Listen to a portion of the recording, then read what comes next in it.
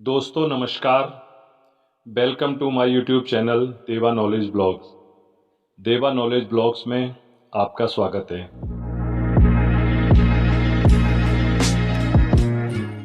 मैं आपका अपना देवा आज फिर हाजिर हूँ एक और रहस्य और रोमांच से भरी सच्ची घटना लेकर।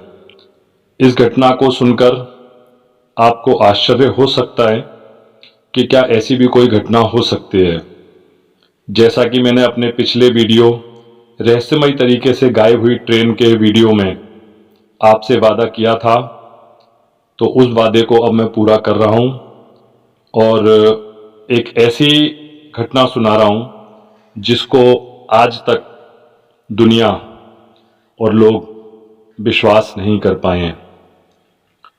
दोस्तों, हमारी ये दुनिया रहस्यों, आश्चर्यों और अनगिनत ऐसी सच्ची घटनाओं से भरी पड़ी है जिन रहस्यों से आज तक कोई वैज्ञानिक, कोई शोधकर्ता और ना ही कोई इंसान उन रहस्यों से आज तक पर्दा हटा पाया है। आज मैं फिर एक ऐसी ही सच्ची घटना आपके सामने प्रस्तुत कर रहा हूं जिसका रहस्य आज 67 साल गुजर जाने के बावजूद भी आज भी रहस्य बना हुआ है। यह घटना साल 1954 की है, पश्चिम जर्मनी की है।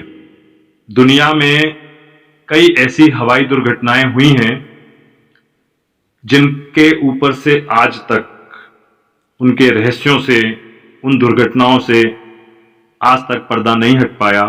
आज तक दुर्घटनाओं का कोई सच्चाई पता नहीं चल पाई। लेकिन उनमें से ये दुर्घटना भी एक ऐसी ही घटना है जिसका आज तक कुछ पता नहीं चला और इसको लेके कई तरीके की बातें उठी, लेकिन सरकार ने खुद इस घटना को ज़्यादा आगे बढ़ने नहीं दिया। वेस्ट जर्मनी में एक एयरपोर्ट है, आकिन एयरपोर्ट। 4 सितंबर 1954 समय करीब सुबह के 11 बजे सेंटियागो एयरलाइंस की एक फ्लाइट संख्या EWA 513 ने पश्चिम जर्मनी के आकिन एयरपोर्ट से 88 यात्री और 4 क्रू मेंबर के साथ उड़ान भरी।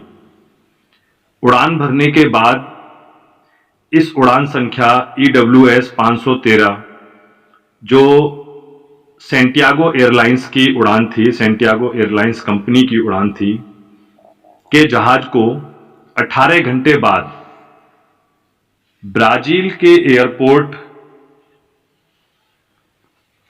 पोर्टो एलेग्रे एयरपोर्ट पर उतरना था, लैंड करना था। लेकिन उड़ान भरने के बाद जब ये जहाज अटलांटिक महासागर के ऊपर पहुंचा तो इसका कम्युनिकेशन जो था, इसका जो संपर्क था ATS से, एयर ट्रैफिक कंट्रोल से, वो अचानक टूट गया और उसके बाद ये जहाज आसमान में कहीं गायब हो गया। ATS ने और ATS के अधिकारियों ने उस जहाज के पायलट से काफ़ी संपर्क करने के प्रयास किए, लेकिन असफल रहे। काफ़ी समय बीत जाने के बाद जब इस जहाज का कुछ पता नहीं चला और ATS का भी इससे कोई संपर्क नहीं हो पा रहा था, तब जर्मनी और ब्राजील की सरकार, दोनों सरकारों ने मिलकर उस जहाज को ढूंढने के प्रयास शुरू किए। तमाम कोशिशें हुई, दोनों देशों की खोजी दल जो थे वो इस जहाज को ढूंढते रहे। काफी दिनों तक इस जहाज को ढूंढा, लेकिन वो जहाज नहीं मिला। लेकिन सभी प्रयास जो थे वो नाकाम रहे। जहाज में सवार 88 यात्री, 4 क्रू मेंबर, उनका भी कोई पता नहीं था। ना तो उनकी कोई लाश मिली और ना ही जहाज का मलबा मिला, जिससे कि इस दुर्घटना का पता चल सके कि जहाज के साथ क्या हुआ। और ब्लैक बॉक्स तो मिलने का सवाल ही नहीं था, क्योंकि जब जहाज ही नहीं मिल रहा तो ब्लैक बॉक्स कहां से मिलेगा। जैसे मैंने आपको पहले बताया था कि जहाज अटलांटिक महासागर के ऊपर उड़ान भर रहा था जब वो गायब हुआ। खोजी दल के गोताखोरों ने उसे महासागर की गहराइयों में भी खूब ढूंढा, परंतु निराशा ही हाथ लगी। अंत में खोजी दल ने दोनों सरकारों को अपनी रिपोर्ट सौंप दी कि जहाज अटलांटिक महासागर के ऊपर हादसे का शिकार हुआ है। तो लगता है कि सभी 52 सवार लोग, 88 यात्री और 4 क्रू मेंबर और जहाज महासागर की गहराइयों में समा गया और उन सबकी मौत हो गई। यहां तक तो ये कहानी एक सामान्य सी घटना लगती है। आप सोच रहे होंगे इसमें रोमांच और आश्चर्यचकित करने वाला क्या है, ऐसे हादसे तो खूब हुए हैं और होते रहे हैं। लेकिन असली कहानी अब शुरू होती है। समय बीतता गया, लेकिन जहाज का कोई सुराग नहीं मिला। ये सब होते होते 1989 आ गया, यानी कि 35 साल गुजर गए और एयरलाइन से जुड़े सभी कर्मचारी, सरकार, जिनके परिवार वालों के साथ यह हादसा हुआ था, धीरे धीरे वो इस घटना को लगभग भूल सा चुके थे। सब कुछ सामान्य चल रहा था, लेकिन अचानक एक दिन ब्राजील के पोर्टो एलेग्रे एयरपोर्ट के आसमान में कुछ हलचल दिखाई दी। जो एयर ट्रैफिक कंट्रोल एटीसी के कर्मचारी थे, उन्हें आसमान में कुछ हलचल दिखाई दी। जब उन्होंने अपनी स्क्रीन पे देखा तो एयरपोर्ट के बादलों में उसे एक हवाई जहाज के इंजन की गर्जना सुनाई दी। उस समय किसी जहाज के आने का और ना ही एयरपोर्ट पे उतरने का कोई समय नहीं था, इसलिए उनको वो कुछ अटपटा सा लगा। उसके बाद उन्हें एक जहाज एयरपोर्ट की तरफ आता दिखाई दिया। जब उन्हें एयरपोर्ट की तरफ एक जहाज आता दिखाई दिया तो उनके कान खड़े हुए। पहले तो एटीएस एयर ट्रैफिक कंट्रोल के अधिकारियों को कुछ समझ नहीं आया कि अचानक ये एक बिन बुलाया मेहमान हमारी तरफ या हमारे पास कैसे आ रहा है। लेकिन धीरे धीरे वो जहाज एयरपोर्ट के नजदीक आने लगा। जब वो नजदीक आने लगा तो एयरपोर्ट अधिकारियों ने, पोर्टो एलेग्रे एयरपोर्ट के एटीएस के अधिकारियों ने उस जहाज के पायलट और को पायलट से संपर्क करने के प्रयास किए और उन्होंने पूछा कि आप कौन हो, फ्लाइट नंबर क्या है और क्या यहां आप लैंडिंग करना चाहते हो, उतरना चाहते हो। लेकिन उस तरफ से कोई जवाब नहीं आ रहा था। ऐसा उन्होंने कई बार किया, कई बार उन्होंने संपर्क साधा और पूछा कि क्या आप यहां इमरजेंसी लैंडिंग करना चाहते हो, लेकिन उधर से कोई जवाब नहीं आ रहा था। धीरे धीरे वो जहाज और नजदीक आता जा रहा था। जब उन्होंने देखा कि जहाज एयरपोर्ट पर लैंडिंग करने के लिए पूरी तरह नीचे आ चुका है, तब एयरपोर्ट के अधिकारी हड़बड़ा गए, घबरा गए और उन्होंने तुरंत एक रनवे को खाली करवाया।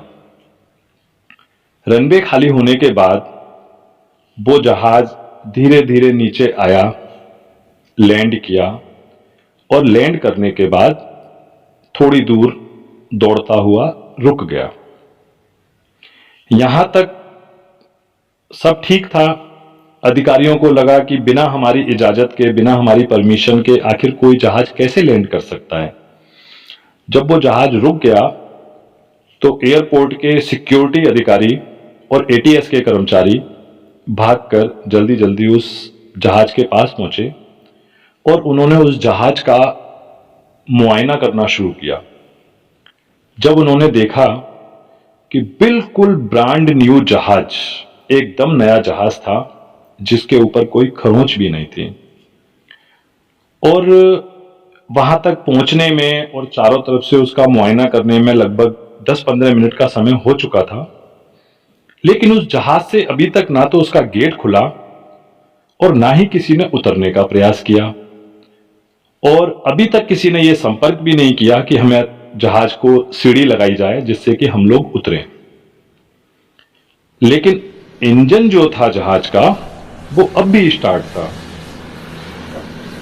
ऐसा करते करते 10-15-20 मिनट गुजर गए। उसके बाद जब अधिकारियों की अचानक ऊपर निगाह गई, उन्होंने ऊपर की तरफ जहाज को देखा तो उन सब के होश उड़ गए, क्योंकि उस जहाज के ऊपर सेंटियागो एयरलाइंस लिखा हुआ था। सेंटियागो एयरलाइंस पढ़ने के बाद वो लोग हक्के बक्के रह गए और घबरा गए। घबरा इसलिए गए क्योंकि जब 1954 में सेंटियागो एयरलाइंस का विमान अटलांटिक महासागर के ऊपर अचानक बादलों में गायब हो गया था, उसके 2 साल बाद 1956 में उस एयरलाइंस को बंद कर दिया गया था और उसके बाद वो एयरलाइंस कभी दोबारा शुरू नहीं हुई। जब अधिकारियों ने उस पर सेंटियागो एयरलाइंस लिखा देखा तब उनके कान खड़े हुए और उन्हें लगा कि कुछ तो गड़बड़ है। इसके बाद उन्होंने सीढ़ी मंगाई और सीढ़ी लगाकर अपने कुछ कर्मचारियों को उस जहाज के अंदर भेजने का फैसला किया। जब सीढ़ी लगी और सिक्योरिटी और एयरपोर्ट के कुछ अधिकारी उस जहाज का गेट खोल के अंदर पहुंचे, तो जब वो अंदर घुसने के बाद उन सबकी चीख निकल गई और वो बदहवास भागते हुए नीचे आ गए। नीचे आने के बाद उन्होंने अपने अधिकारियों को जो बताया उस पर किसी को यकीन नहीं हुआ। उन्होंने बताया कि जहाज में सिर्फ नरकंकाल बैठे हैं। यह सुनकर अधिकारियों को विश्वास नहीं हुआ। उसके बाद उसमें से कुछ अधिकारी और अन्य सिक्योरिटी के जो अधिकारी थे उन्होंने हिम्मत जुटाकर उस जहाज के अंदर खुद जाकर देखने का निर्णय लिया। जब वो जहाज के अंदर पहुंचे तो वो भी ये देखकर सन्न रह गए कि पूरे 88 यात्री कंकाल बने हुए हैं और अपनी सीट पर बैठे हैं और सबकी सीट बेल्ट भी लगी हुई है।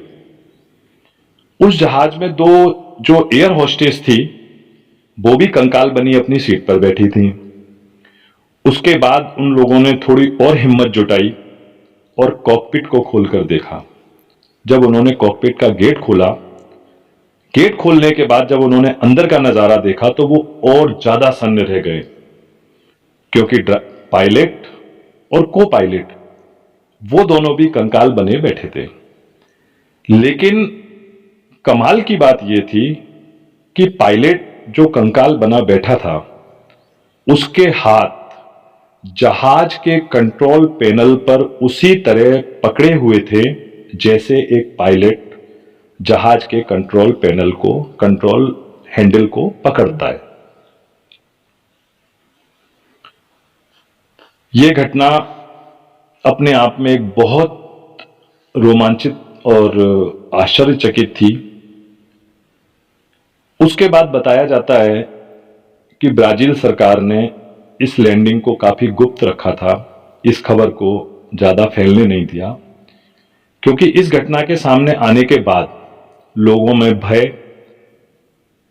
का माहौल फैलने का खतरा ज्यादा था, लोगों में ज्यादा पैनिक फैलता। इससे भूत प्रेत पर विश्वास जो है उसको बढ़ावा मिलता, इसलिए इस खबर को ज्यादा फैलने नहीं दिया और वहीं की वहीं दबा दिया। जब यह खबर वैज्ञानिकों के हाथ में गई तो उन्होंने इस खबर के बारे में कुछ इस तरह बयान किया। उनका कहना था कि जहाज अटलांटिक महासागर के ऊपर पहुंचकर किसी चक्रवाती तूफान साइक्लोन में फंस गया और 35 साल तक उसमें घूमता रहा, या पारलौकिक शक्तियों ने इस जहाज को अपने कब्जे में लिया और 35 साल बाद छोड़ दिया। अगर इन बातों को सच मान भी लें तो कई सारे बड़े सवाल भी खड़े होते हैं यहाँ पे। पहला सवाल, जहाज में 35 साल तक ईंधन कहां से आया? दूसरा सबसे बड़ा सवाल, जहाज उसी पोर्टो एलेग्रे एयरपोर्ट पर ही क्यों लैंड हुआ जिस पर उसे 35 साल पहले लैंड करना था?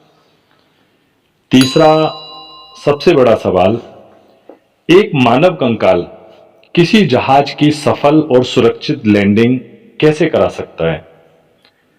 चौथा सवाल, यदि जहाज साइक्लोन चक्रवाती तूफान में फंस गया था तो उसको कोई नुकसान क्यों नहीं पहुंचा? जहाज की विंड स्क्रीन सही सलामत थी, जहाज के सारे विंग्स यानी कि जो उसके पंख होते हैं वो भी बिल्कुल सही सलामत थे, और सबसे बड़ी बात कि जो अंदर कंकाल बैठे थे वो भी बिल्कुल सही सलामत बैठे थे, किसी के भी अस्थि पंजर इधर उधर बिखरे हुए नहीं थे। तो यदि ये जहाज साइक्लोन में फंसकर 35 साल तक घूमता रहता तो ये सब कुछ सही सलामत नहीं होता। सवाल तो और भी बहुत हैं लेकिन जवाब किसी के पास नहीं है।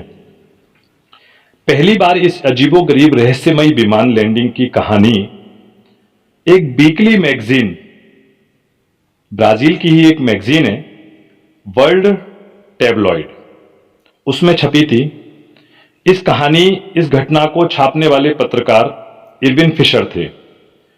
जब इरविन फिशर ने इस घटना को छापा तो देश और दुनिया के कई लोगों ने इसे सच मानने से इनकार कर दिया और कहा कि यह सिर्फ एक प्रसिद्धि पाने के लिए छापी गई है, ख्याति पाने के लिए छापी गई है, बाकी इसमें सच्चाई नहीं है। जब अन्य पत्रकारों ने ब्राजील सरकार से इसकी सच्चाई जाननी चाहिए तो ब्राजील सरकार ने भी इसकी कोई जानकारी नहीं दी, देने से इनकार कर दिया। अब कौन सही है कौन गलत है, क्या सही है क्या गलत है, ये तो ईश्वर ही जाने। लेकिन ऐसी घटनाएं एक रिसर्च का विषय जरूर है। मेरी जानकारी में ये एक कहानी आई जो सबसे अलग थी, सबसे जुदा थी, इसलिए मैंने सोचा कि ये कहानी आप लोगों तक जरूर पहुंचाऊं। यदि आपको ये घटना, मेरी कहानी अच्छी लगी हो तो मेरे वीडियो को लाइक करें, अपने दोस्तों मित्रों सगे संबंधियों में शेयर करें, और यदि मेरे चैनल को अभी तक आपने सब्सक्राइब नहीं किया है तो सब्सक्राइब करने का मन बना लें एक बार। और वो जो लाल बटन है वो मेरे ऐसे रोमांचित कर देने वाले वीडियो आप तक पहुंचने में एक बहुत बड़ी बाधा है, तो उस लाल बटन को अगर आप सफ़ेद कर दें तो ऐसे ही अमेजिंग इंटरेस्टिंग वीडियो आप तक पहुंचने में आसानी होगी, जिनको आप समय समय पर देखते रहेंगे। धन्यवाद, बहुत बहुत शुक्रिया। मिलते हैं फिर अगली एक और अच्छी रोमांचक सच्ची घटना लेकर।